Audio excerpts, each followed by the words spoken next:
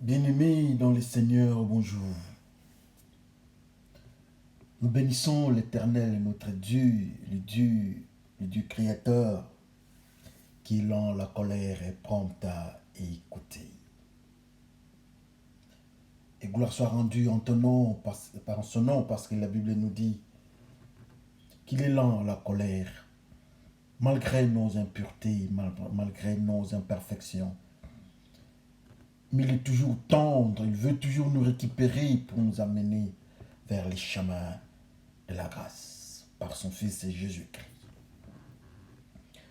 Alors aujourd'hui, nous avons encore une occasion d'exhortation. C'est votre frère Bifalo Bifoulou du ministère de l'Armée Bleue qui vous exhorte. Alors allons, avant d'aller très loin, avant d'avancer dans l'exhortation de ces jours, nous nous laissons dans les mains du Seigneur. Prions le Seigneur. Le Dieu de tous les jours, le Dieu de la révélation, qui est lent à la colère et prompt à écouter. Nous voici au devant de toi pour te dire merci pour la mort de la croix, pour le pardon de nos péchés. Merci pour la présence du Saint-Esprit. Et tout ce que nous allons entendre en ces lieux, en ces moments précis, que ce soit l'origine, que ce soit la source de notre foi. Et pour que ce soit la source de notre foi, bien l'origine de notre foi, Seigneur, que ce soit la parole qui vient de ta part. Car la Bible nous dit que la foi vient de toi, la foi vient de ta parole. Aide-nous à comprendre et saisir ça. Que cette parole soit en nous, que nous soyons en mesure d'assimiler cette parole afin que notre vie soit dans tes limites. Par le nom de Jésus-Christ, Père, nous te glorifions. Nous disons Amen. Frères et sœurs, dans le Seigneur, nous bénissons le Seigneur, comme je disais. C'est votre frère Bifoulou du ministère de l'Armée Bleue qui se présente au devant de vous. Alors aujourd'hui, notre exhortation est intitulée « Les habits funéraires de Jésus-Christ ». Alors les habits funéraires de Jésus-Christ, nous avons 4 petits textes. Le premier texte, c'est dans l'évangile selon Jean. À son 20e chapitre, du 3e jusqu'au 7e verset, lisons par le nom de notre Seigneur Jésus-Christ. Si je peux répéter, Jean 20, 3e verset jusqu'au 7e, lisons par le nom de notre Seigneur. Pierre et l'autre disciple sortirent et allèrent au sépulcre. Ils couraient tous deux ensemble, mais l'autre disciple courait plus vite que Pierre et arriva le premier au sépulcre. S'étant baissé, il vit les bandes qui étaient à terre. Cependant, il n'entra pas. Simon-Pierre, qui les suivit, arriva et entra dans les sépulcres. Il vit les bandes qui étaient à terre et le linge qu'on avait mis sur la tête de Jésus-Christ, non pas avec les bandes, mais pliées dans un lieu à part, et nous disons Amen.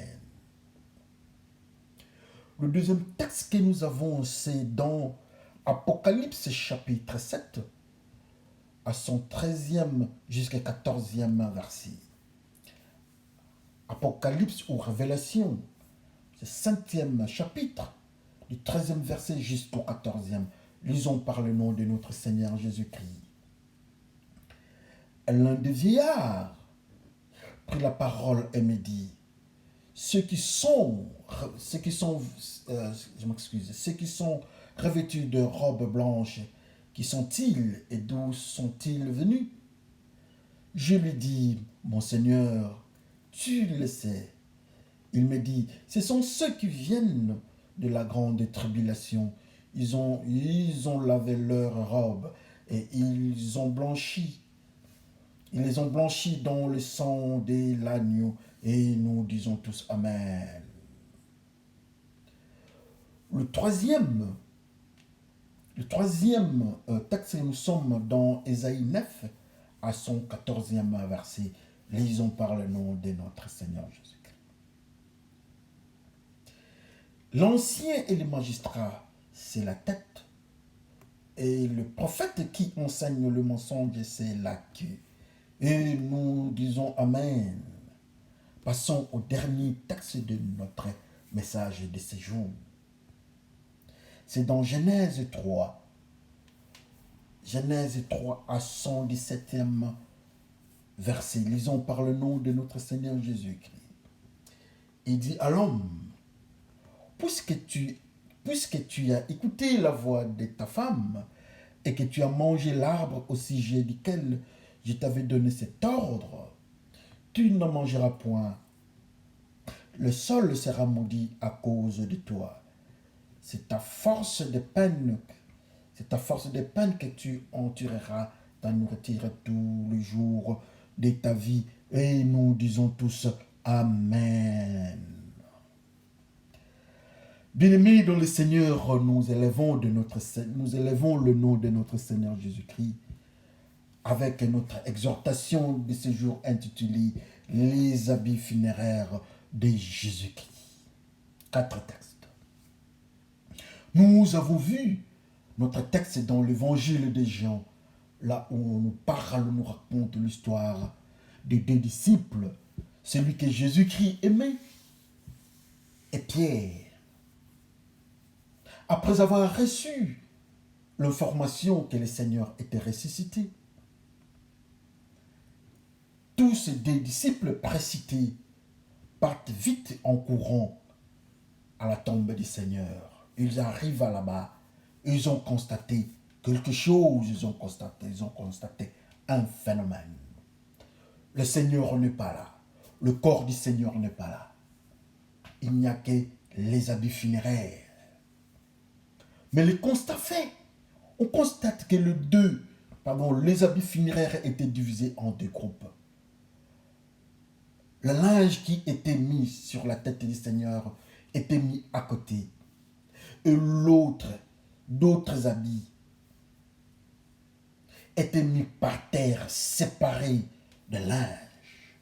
Pour dire que le linge de la tête n'était pas à terre avec l'autre groupe du corps qui avait emballé le corps entier. La partie de la tête était mise à part, pas sur la terre, mais l'autre, le reste était mis de l'autre côté sur la terre. Et ça nous intéresse beaucoup. Et nous avons aussi parlé d'Ésaïe. Nous avons parlé du prophète Ésaïe, là où on nous dit que la tête représente ceux qui craignent Dieu, ceux qui sont dans la vérité, ceux qui disent, ceux qui enseignent la vérité, ceux qui disent la vérité, ceux qui craignent Dieu, ceux qui sont dans la justice. Ils s'appellent la tête, ou encore l'Église. Et ceux qui sont dans le mensonge, le prophète du mensonge, on les appelle la queue. Nous avons aussi parlé de l'histoire dans le livre d'Apocalypse. Nous avons parlé des gens qui posent la question au vieillard. C'est le vieillard qui pose la question à Jean. Il dit, est-ce que tu connais le groupe de ces gens? Qu'est-ce qui se passe avec ce groupe? Il dit, non Seigneur, je ne connais rien de ces gens ici. Ils sont en robe blanche. Il dit, ce sont eux-là, ce sont ceux qui sont restés fidèles au Seigneur. Et leurs habits sont lavés par le sang de l'agneau. Ou encore, c'est l'Église, avec une tenue blanche lavée par le sang de notre Seigneur Jésus-Christ. Le dernier texte que nous avons, c'est dans le livre dans Genèse. Qu'est-ce qu'on nous dit dans Genèse? L'homme a péché. Et la sentence doit tomber. La sentence est tombée pour le serpent. La sentence est tombée pour la femme. Et pour l'homme, Dieu dit qu'il maudit la terre. Et la terre est maudite. Avec toutes les conséquences possibles. Ce sont les 4 textes que nous avons dans notre exhortation de ce jour. Oh, que Dieu nous fasse grâce pour que nous soyons à mesure de comprendre, de saisir ce que Dieu nous enseigne, ce que Dieu nous révèle dans cette tranche de notre exhortation de ce jour.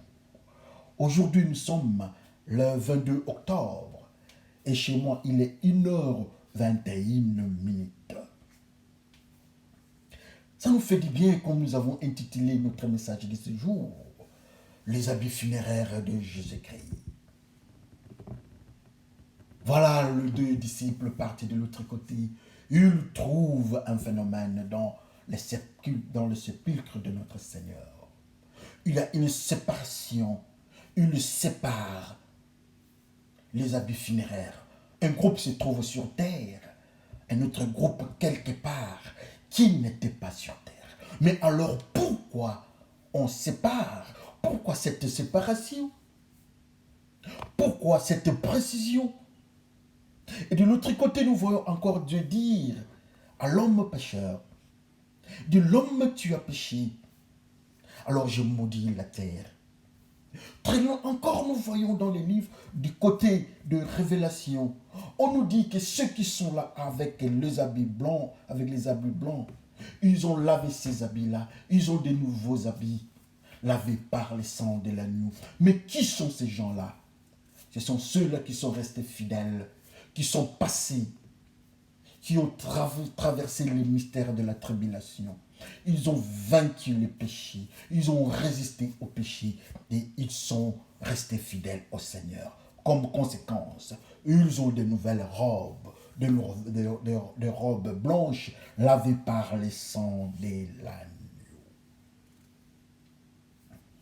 Le prophète Ésaïe aussi ne reste pas, il enfonce encore le clou, il dit, la tête représente ceux qui sont de l'autre côté dans le principe de la justice, dans le principe de la crainte de Dieu, dans le principe de la vérité. Et la queue, ce sont ceux qui sont dans le mensonge, dans les péchés. Très intéressant. Mais que Dieu nous fasse grâce, comme j'avais dit, qu'on entre encore dans le méandre de la prophétie, comme nous avons intitulé les habits funéraires de Jésus-Christ. Les habits funéraires de Jésus-Christ nous enseignent beaucoup de choses. Pourquoi cette séparation?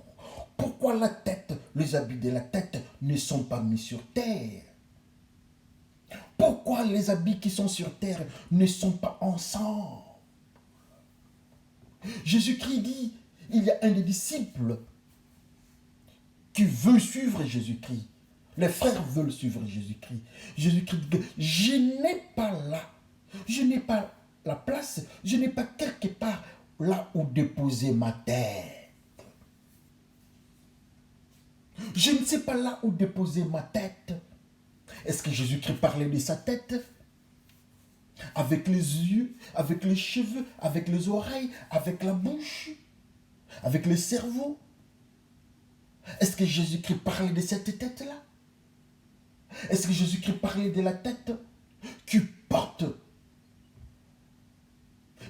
le salut?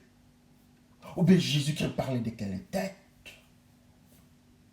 Jésus-Christ garde bien l'église et dit, je ne peux pas lâcher l'église. Je n'ai pas là où déposer l'église. Donc la tête là représente l'église de Dieu. Que Jésus-Christ est en train de présenter, il n'a pas là où déposer l'église. Il ne peut pas mélanger l'église avec le monde. Il garde ça toujours avec lui. Et le Seigneur est parti. Le Seigneur est ressuscité. Il fait un mystère encore. Les habits qui étaient sur la tête, il met ça à côté. Les habits de la mort qui emballaient la tête, qui étaient sur la tête, il met ça à côté. Il ne met pas ça avec une autre partie. Mais la Bible nous dit que la partie restante du corps, le linge, les habits funéraires de cette partie du corps étaient sur terre. Mais pourquoi sur terre?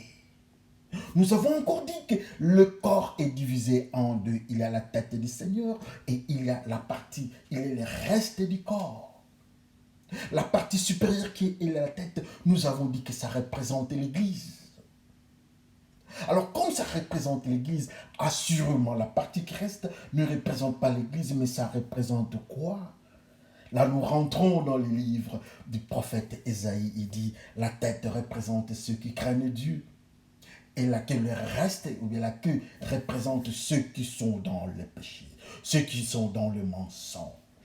Est-ce que nous pouvons extrapoler pour dire que la tête représente l'Église, ces habits-là représentaient les habits de l'Église, et de l'autre côté, les restes des habits représentaient ceux qui sont dans le péché. Les péchés qui sont sur la terre, mais les habits de la tête ne sont pas sur la tête. On ne met pas ça ensemble. Le Seigneur part, mais les habits laissent des traces prophétiques. Après la mort du Seigneur, après sa résurrection, les habits mortiers sont séparés. Le monde est séparé. Il y a un groupe de la tête qui sont ceux qui sont en fidélité, ceux qui sont dans la crainte de Dieu. Et il y a un autre groupe, les restes. Mais ceux qui sont dans le groupe de l'autre côté, qui ne sont pas avec la tête, ils ont une caractéristique, ils sont sur terre. Ceux qui sont dans les péchés, les habits mortiers de notre Seigneur Jésus-Christ le marquent, ils sont sur terre. Mais pourquoi ils sont sur terre? Qu'est-ce que la terre? Le Seigneur nous dit qu'il a maudit la terre à cause du péché de l'homme. Pour dire encore que les habits qui étaient sur la terre étaient sur la malédiction. Pour dire encore le mystère de ceux qui sont dans ces habits-là. Ils sont sur la malédiction. Ils sont du côté de la malédiction. Mais alors, qui sont ces gens-là? Ce sont ceux qui habitent, ceux qui restent toute leur vie et dans les mensonges. La Bible nous dit que le diable est le père du mensonge. Le serpent, les dragons, l'accusateur. Tous ceux qui sont avec les diables, ils sont dans le mensonge. Et leur père, c'est les diables. Ceux qui sont dans le péché, ils sont dans la malédiction. Ils sont les enfants du diable. Ils sont dans le péché. Ils sont dans la malédiction. Et comme aux prophéties, on prend les habits funéraires, les habits mortiers du Seigneur, on met ça sur terre. Et le Seigneur prend encore, il sépare, il prend ceux qui sont de la tête, ceux qui sont dans la crainte de Dieu, ceux qui sont dans l'obéissance. Il met ça à côté. À côté, il met où? On ne dit pas là où ils ont mis les habits là. Mais on a séparé ça, on met ça à côté. Ces habits-là ne touchent pas la terre. Ces habits-là ne sont pas en contact avec les habits du mensonge, les habits de la mort, les habits de la malédiction. On sépare le monde en deux. On sépare les corps en deux. Il y a la tête, ceux qui craignent Dieu, qui ne sont pas en contact avec la terre, et ceux qui sont en contact avec la terre, que nous avons dit que c'était les enfants du diable. Mais pourquoi cette précision? Pourquoi on ne nous montre pas là où on a mis les habits de ceux qui sont du côté de la tête, dont les linges qui sont du côté de la tête? Pour la simple raison qu'ils ne sont plus là, ils sont quelque part. Alors ils sont où? Ils sont partis où? Ils sont où? Dans le livre des Révélations, on nous dit, le vieillard nous dit que ceux qui sont en blanc, le blanc là, ce sont ceux qui ont résisté, qui sont passés dans le mystère de la tribulation. et ne peut passer dans le mystère de la tribulation, qui ont vaincu la tribulation, qui sont restés au Seigneur, qui sont restés fidèles au Seigneur, ne peut rester fidèle au Seigneur que ceux qui vivaient dans la vérité, ceux qui vivaient dans la justice, ceux qui vivaient dans la crainte de Dieu, dans l'obéissance de Dieu et dans le mystère prophétique, on les appelle la tête. Comme conséquence, comme ils sont la tête, alors ils ont des habits lavés. Leurs habits, ils sont là de l'autre côté, dans le trône. Au trône du Seigneur, ils sont là, avec une nouvelle tenue. Le mystère de ceux qui sont dans le mystère, qui ont traversé la tribulation, qui ont résisté au mal. Ils sont de l'autre côté. Ils ne sont pas sur terre avec l'autre tenue, mais leur tenue est de l'autre côté, dans la crainte de Dieu, au trône de Dieu. Ils sont lavés par le sang de l'agneau. Le Seigneur n'est plus là. Le Seigneur est parti. Il a parlé, il a utilisé son langage verbal. Et cette fois-ci, ce n'est plus le langage verbal, mais c'est la tenue mortuaire du Seigneur. Cette tenue nous dit qu'il y a deux mondes. Il y a de ceux qui craignent Dieu. Il y a ceux qui ne craignent pas Dieu. Et la Bible nous dit que les adultères ne verront pas Dieu. La Bible nous dit que les alcooliques ne verront pas Dieu. Ils sont là dans leur tenue sur la terre. La Bible nous dit que le fornicateur ne verront pas Dieu. Ils sont dans ces linges-là sur terre.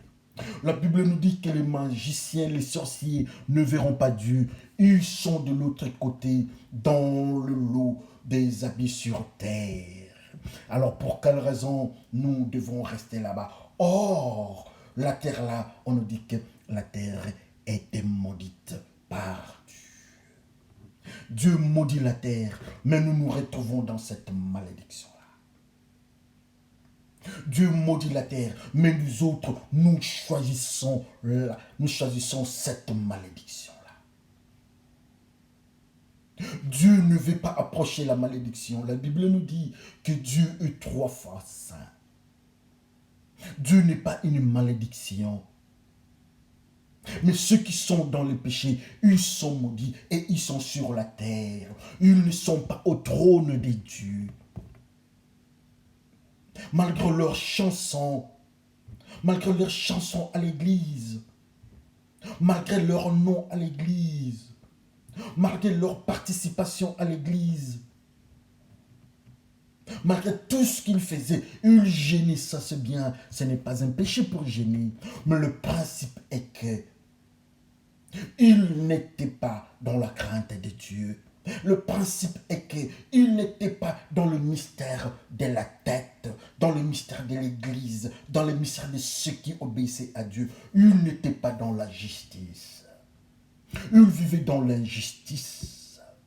Quand vous touchez, vous dévirgez une fille, vous vivez dans l'injustice. Vous touchez à la femme d'autrui. Vous êtes fornicateur, vous êtes adultère. Et votre place, c'est de l'autre côté des habits mortuaires qui sont sur terre. Vous êtes dans la magie, vous êtes dans la sorcellerie, vous êtes dans le mensonge. Votre place, c'est de l'autre côté, avec la linge mortière de notre Seigneur Jésus-Christ, mais sur terre.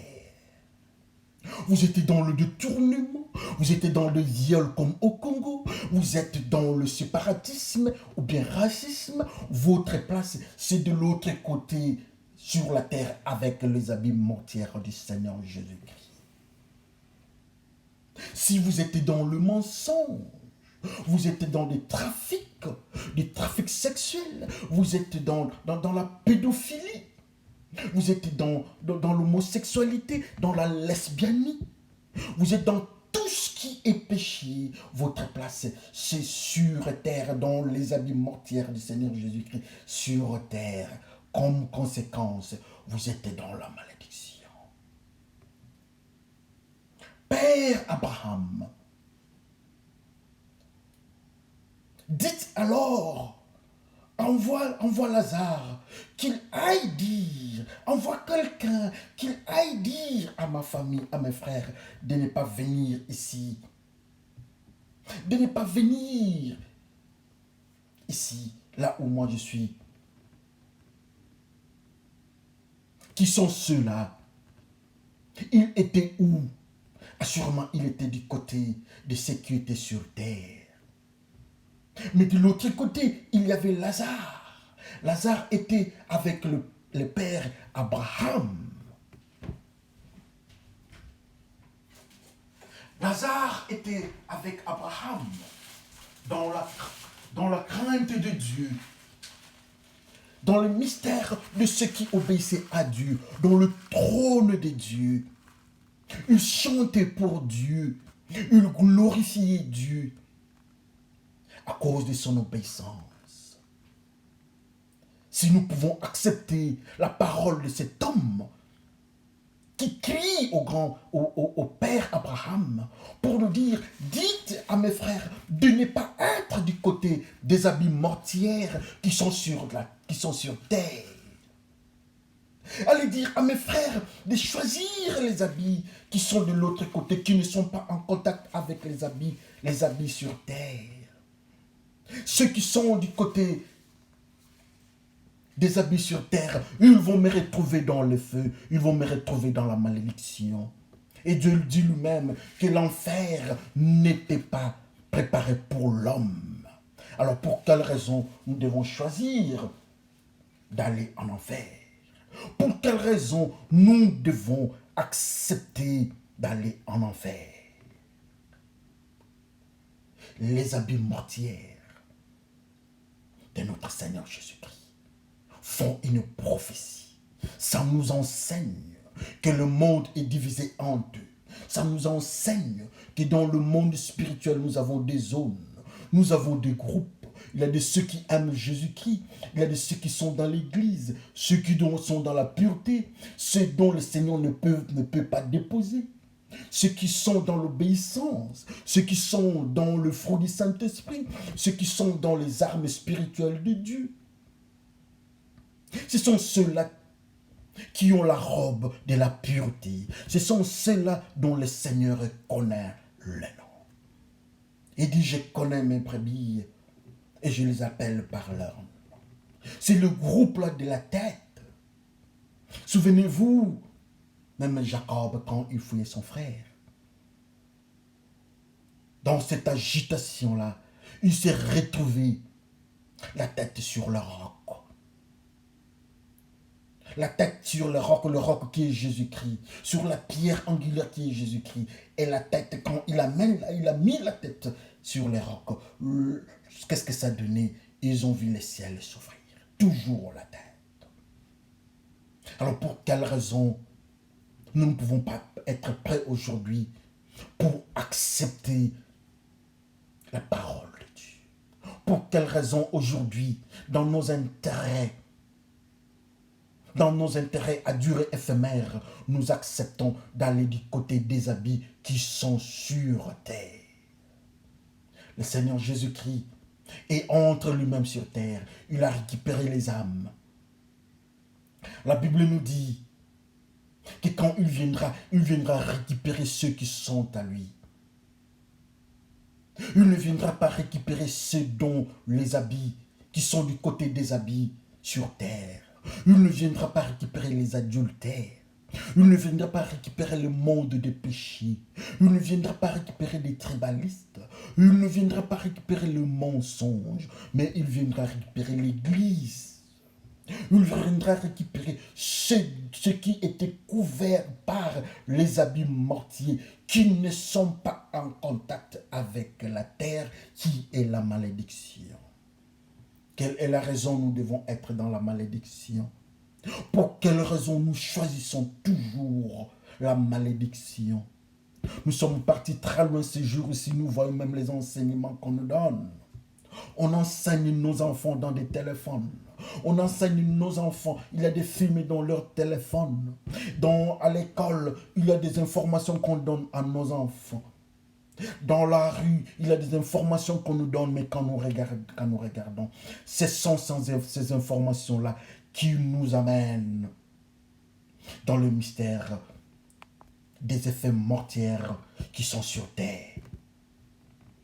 Ce sont ces informations-là qui nous amènent dans la malédiction. Nous sommes incapables de choisir la parole de Dieu, obéir à la parole de Dieu. Nous voulons bien lire la parole de Dieu. Nous voulons bien gêner. Nous voulons bien avoir la Bible avec nous. Nous voulons bien marcher, dormir même avec la Bible. Mais ça ne suffit pas. Ce qui nous suffit, ce qu'on nous demande, c'est d'être dans le groupe de l'Église. C'est d'être dans le groupe de ceux qui vont recevoir leur robe lavée par le sang de l'agneau. Et ces groupes-là s'appellent la tête. Et ces groupes-là s'appellent ceux qui ne sont pas en contact avec la terre ou la malédiction. C'est le groupe-là qui n'est pas dans la prostitution. C'est le groupe-là qui n'est pas dans l'adultère. C'est le groupe-là qui n'est pas dans la haine. C'est le groupe-là qui n'est pas dans le mensonge. Bref, c'est le groupe-là qui n'a pas de contact avec le diable. C'est le groupe-là qui a accepté Jésus-Christ comme Seigneur et Sauveur. C'est le groupe-là qui a obéi à la parole de Dieu. C'est le groupe-là qui a accepté le chemin de la repentance. C'est le groupe-là des nouveaux, qui sont nés de nouveau, comme Jésus-Christ a parlé à celle qui lui a demandé, est-ce qu'il fallait naître encore de nouveau? Il a dit, mais non, toi tu es le docteur d'Israël, comment est-ce que tu ne connais pas ces histoires? Naître de nouveau, c'est changer. Naître en Jésus-Christ, devenir un être nouveau, laisser les péchés, quitter l'injustice, quitter le mensonge, quitter la malédiction, quitter la zone de confort des péchés, mais aller de l'autre côté. Ça s'appelle la repentance.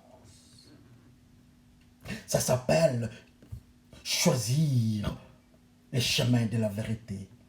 Ça s'appelle accepter Jésus-Christ. Est-ce que nous avons accepté Jésus-Christ dans nos vies? Si nous avons accepté Jésus-Christ, est-ce que nous avons encore le trace de la malédiction avec nous? Le trace de la malédiction, c'est notre comportement de chaque jour. Si vous voulez voir la malédiction, regardez comment est-ce que nous nous comportons. Nous nous comportons dans le mensonge. Ceux qui sont dans le mensonge, ça, ce sont les traces de la malédiction. Ceux qui sont dans l'alcoolisme, c'est la malédiction. Ceux qui sont dans la haine, c'est de la malédiction. Bref, ceux qui sont dans le péché, c'est la malédiction. Et leur place, c'est du côté de la terre. C'est du côté des linges, des habits qui sont mis à côté, mais sur terre. Mais le Seigneur Jésus-Christ frappe aujourd'hui. Il nous appelle, il vient au-devant de nous.